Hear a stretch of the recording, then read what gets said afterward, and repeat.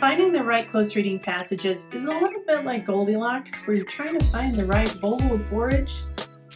I know when I was always trying to find close reading passages, they were either way too easy or way too hard. I'm going to show you how to find your just right close reading passages when you're teaching close reading to your elementary students.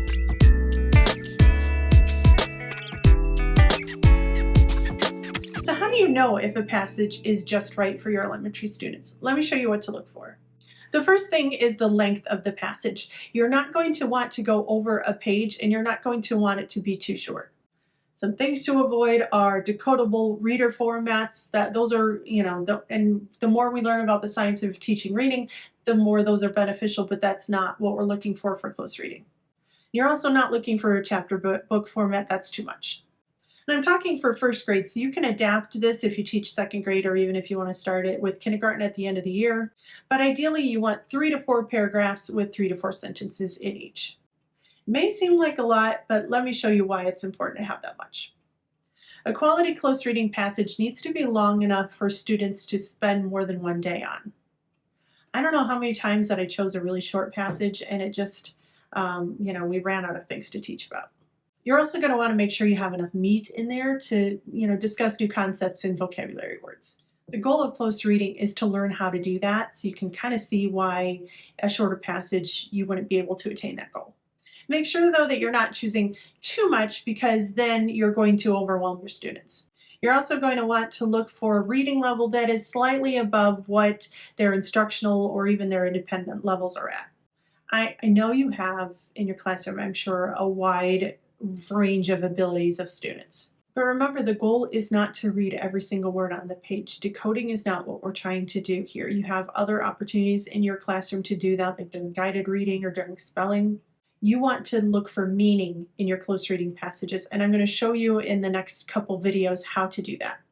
I should probably tell you that I'm going to take all of these close reading videos that I'm going to make over the next couple weeks, and I'm going to put them in a playlist right here on YouTube. So you're going to want to make sure you subscribe to this channel and make sure you can check out that playlist, because new videos are going to be coming out as we go. All right, let's talk about why the text needs to be a little harder. There's several reasons. I've given you a couple, but it needs to be harder so your students are going to get confidence trying to attack a new passage that they've never read before. They also are going to want to get new meaning and context from words and phrases they've never seen.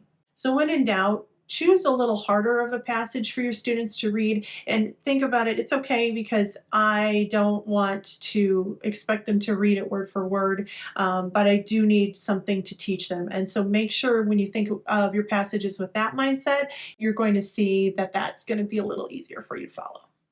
Also, when you're choosing your passages, make sure you look for passages that have really good, robust, and by robust, I think hearty and strong words, and even phrases. Don't forget phrases that your students are going to want to learn. You're not going to be challenging them to grow if you don't give them new words and new things to think about.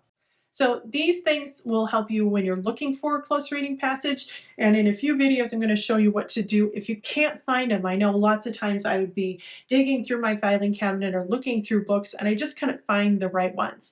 And so in a few videos, I'm going to show you how you can write your own videos. Yep. So these things will help you know what to look for when you are choosing your best close reading passages. But you can also write your own. And in a few videos, I'm going to give you some tips on how not to make that very hard. You could do it. So that's going to be upcoming. I also have a free close reading guide. If you'd like to download that, it gives you all the tips and tricks that I learned when I was adapting close reading to teach my first graders how to teach close reading. Now, I didn't teach them how to teach close reading. I taught them how to read closely. Boy, that's a good plug for them. Anyway, I promise I got really good at close reading over the years, and I took everything that I learned, all the techniques that I learned as I practiced with my first graders. They're all in the guide for you, and we're going to be talking about it as we go. But there's also 2 weeks of lesson plans and reading passages in there, so that'll give you a head start on teaching close reading.